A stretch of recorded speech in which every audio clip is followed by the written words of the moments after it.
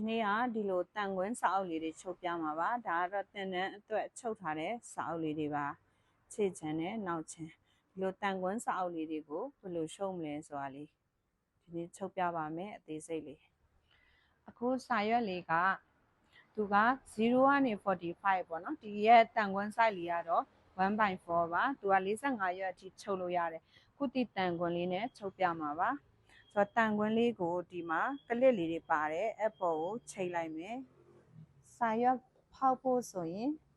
ဒီသူ့ရဲ့ခလုတ်လေးကိုဒီဖက်ဆုံး PUNCH ဆိုတဲ့နေရာလေးကြီးရွှေ့ထားမယ်အခုတန်ခွင်း size လေးက 1/4 ဖြစ်တဲ့အတွက် 6.4 ပေါ့နော် 6.4 အကယ်၍သူ့ကိုချုပ်တဲ့ချိန်ကကြာရင် 6.4 လေးနဲ့ချုပ်ပေးရပါမယ်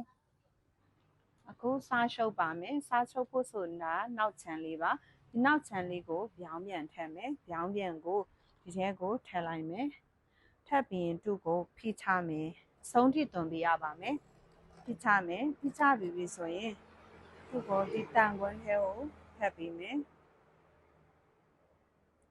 ပြီးပြီဆိုရင်ရှေ့ရှမ်းလေးကိုတော့ပုံမှန်အသက်အတိုင်းပဲဖြတ်မယ်ပြီးရင်သူ့ကိုဖိချပြီးမယ်သူတို့နှစ်ခုကဒီမျက်နှာချင်းဆိုင်မယ်ဒီကာလာဖက်ကိုမျက်နှာချင်းဆိုင်ပြီးဒီလိုပြောင်းပြန်လေးထပ်ပြီးမယ်ပြီးရင်စာရွက်ကဒီမှာအရွက်30ပါတယ်ဒီအရွက်30လေးကို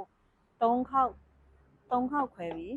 အပေါက်ဖောက်ပါမယ်ဒီဆက်လေးကသူက12ရွက်နေ15ရွက်ထိပဲဖောက်လို့ရတာဖြစ်တဲ့အတွက်တစ်ခါတည်းအများကြီးမဖောက်ပဲနဲ့ဒါကို3ပိုင်းလေးပိုင်းပြီးတော့ဖောက်ပြီးမယ်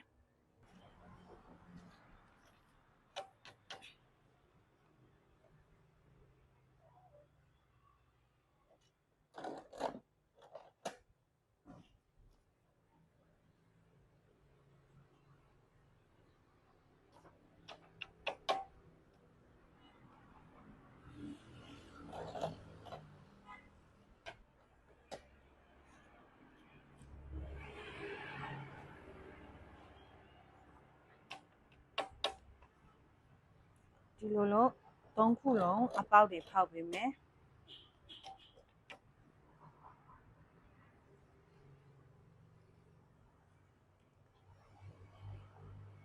နောက်ထပ်တအုပ်ဆက်ဖောက်လိုက်ပါမယ်နောက်တအုပ်လည်းအဲ့လိုပဲနောက်ချမ်းလေးကိုအရင်ဆုံးနောက်ချမ်းလေးကိုသူ့ကိုဖောက်မယ်နောက်ချမ်းလေးကိုပြောင်းပြန်ဖောက်မယ်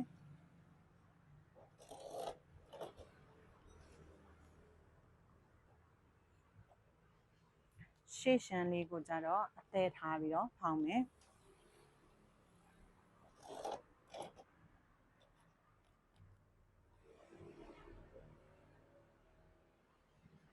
ပြီးရင်ကျန်တဲ့စာရွက်လေးကိုအပိုင်း3ပိုင်းပိုင်းပြီးတော့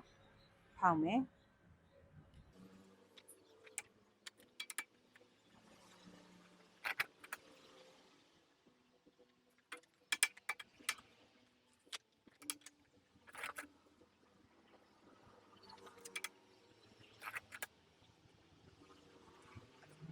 စာအုပ်လေးကနှစ်အုပ်ဖြစ်နေတာဖြစ်တဲ့အတွက်သူ့ကိုနည်းနည်းလေးကူပြီနော်သူ့ကိုဒီနေရာမှာစာအုပ်လေးကိုနှစ်ပိုင်းကင်ပြီးတော့သူ့ရဲ့အလယ်တက်တက်လေး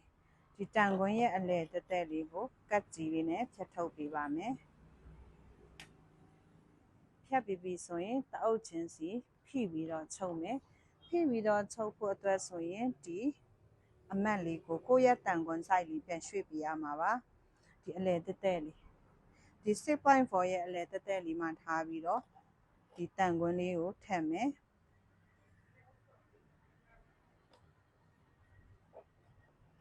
အလယ်တက်တက်မှာထားမယ်ပြီးရင်ဖိချမယ်တိချအောင်2ချက်လောက်ဖိပြီးလိုက်ပါမယ်ဆိုရင်လာပါတရက်တဲ့စာအုပ်လေးတအုပ်ရတော့ပါပြီရှင်ဒါလေးနောက်တအုပ်လည်းအဲ့လိုပဲချုပ်ပေးပါမယ်